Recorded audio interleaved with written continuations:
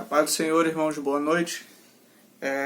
Queria compartilhar uma palavra com você, da parte de Deus. Estamos retornando, ainda que depois de um longo tempo, um longo período ausente, com a nossa série de pequenas mensagens falando sobre as aplicações bíblicas para a vida.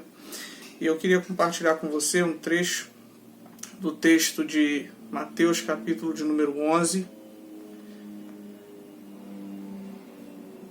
Eu quero ler somente os 3 últimos versículos desse texto e eu vou trazer o contexto para que você entenda o que Deus quer falar conosco. Versículo 28, 29 e 30 dizem assim: Vinde a mim, todos os que estáis cansados e oprimidos, e eu vos aliviarei. Tomai sobre vós o meu jugo e aprendei de mim, que sou manso e humilde de coração, e encontrareis descanso para a vossa alma. Porque o meu jugo é suave e o meu fardo é leve. Um dos princípios mais importantes da interpretação do texto é você sempre analisar o que aconteceu antes.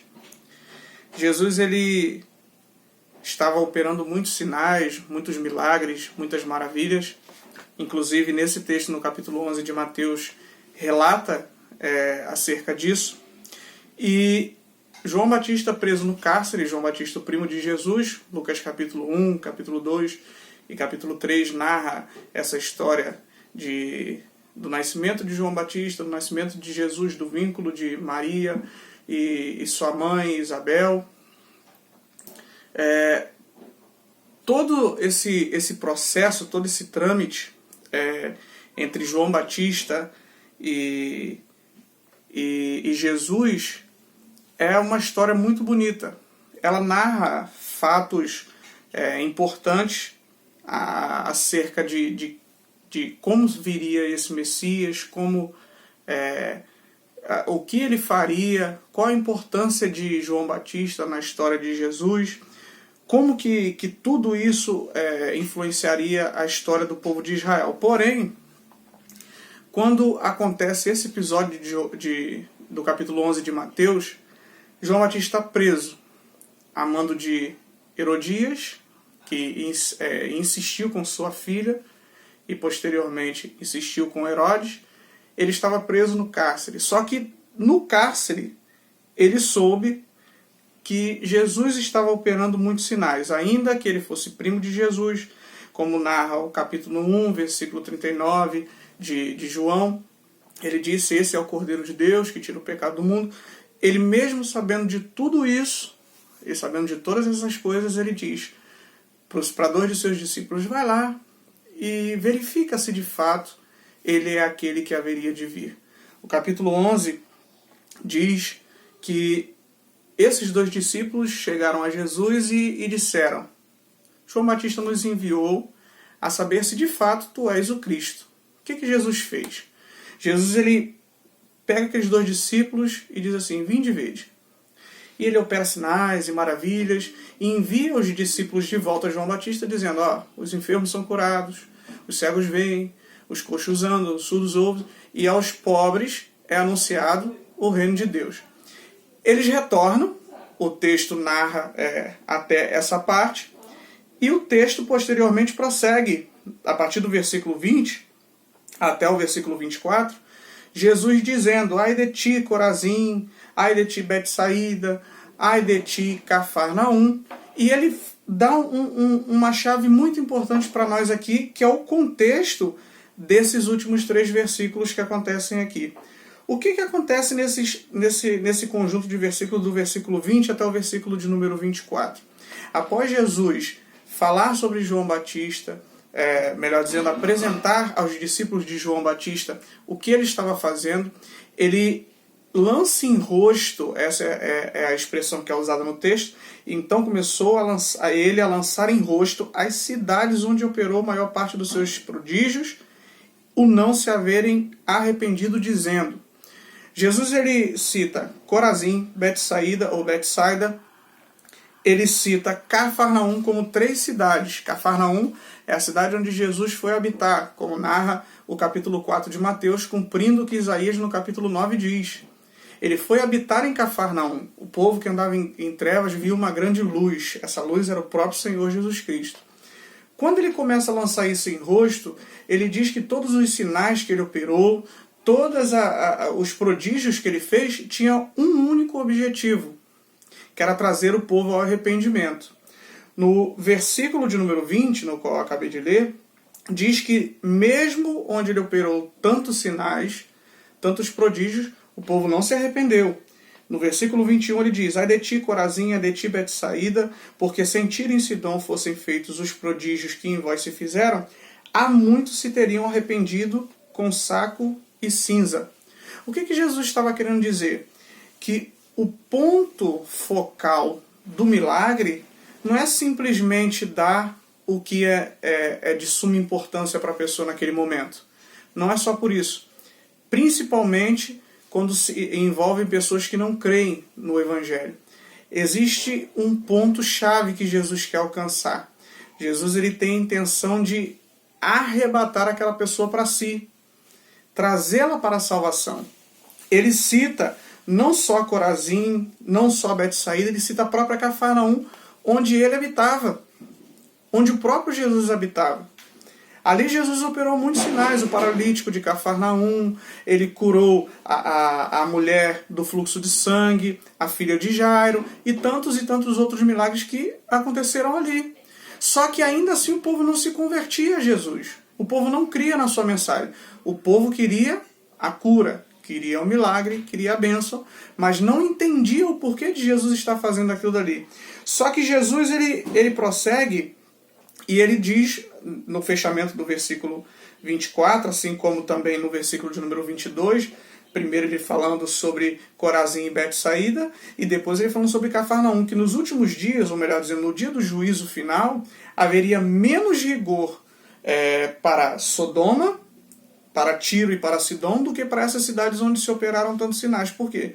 Essas outras cidades não conheceram o poder de Deus através de Jesus, ou o próprio poder de Jesus, curando, operando sinais e maravilhas.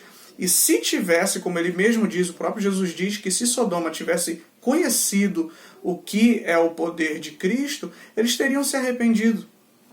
Então ele fecha essa parte falando que, na síntese geral, após ele fazer tantos milagres, enviar os discípulos de João de volta para dizer para ele o que estava acontecendo, ele lança em rosto da cidade. Por mais que João Batista recebeu, Jesus, aquele que é o Cordeiro de Deus, ele está pregando a mensagem de salvação, ele está curando muitos enfermos, ele está libertando os cativos. João Batista recebeu essa notícia. Mas as cidades onde que Jesus estava pregando, as pessoas que estavam ali, eles receberam a seguinte mensagem: eu estou curando vocês, estou libertando vocês, mas nada disso está servindo para trazer o arrependimento para o coração de vocês. O que interessa para Jesus não é simplesmente curar a sua enfermidade. Não é simplesmente abrir uma porta para você ou te tirar do leito de morte. Não. O interesse maior de Jesus é lhe dar a vida eterna. Se para isso for necessário ele operar um milagre na sua vida, ele vai fazer, segundo a sua própria vontade. A maior prova disso nós encontramos na história do paralítico, ou melhor dizendo, do gadareno. Quando Jesus chega lá, aquele homem possuído de uma legião de demônios, é assim que ele se apresenta, Jesus o liberta e logo em seguida ele diz: eu quero ir contigo. Só que Jesus já tinha feito a obra e deixa ele lá. Isso lá no capítulo 5 de Marcos, se não me foge a memória, quando Jesus volta lá no capítulo 7 de Marcos, já tem uma multidão para ouvi-lo, sendo que antes eles o haviam expulsado de lá. Ou seja, Jesus opera o milagre e arrebata o que é mais importante daquele homem para si, que é o coração, que é a vida, que é o espírito, que é o conjunto completo para a salvação. Aí Jesus ele continua no versículo 25, que é o contexto mais próximo de onde a gente leu do 28 até o 30, Jesus ele diz assim, em oração a Deus: graças te dou, ó Pai, Senhor do céu e da terra, que ocultaste estas coisas aos sábios e entendidos, e as revelaste aos pequeninos. Sim, ó Pai, porque assim te aprouve. Todas as coisas me foram entregues por meu Pai, e ninguém o conhece senão o Filho. E ninguém conhece o Filho senão o Pai. E ninguém conhece o Pai senão o Filho, e aquele a quem o Filho quiser revelar.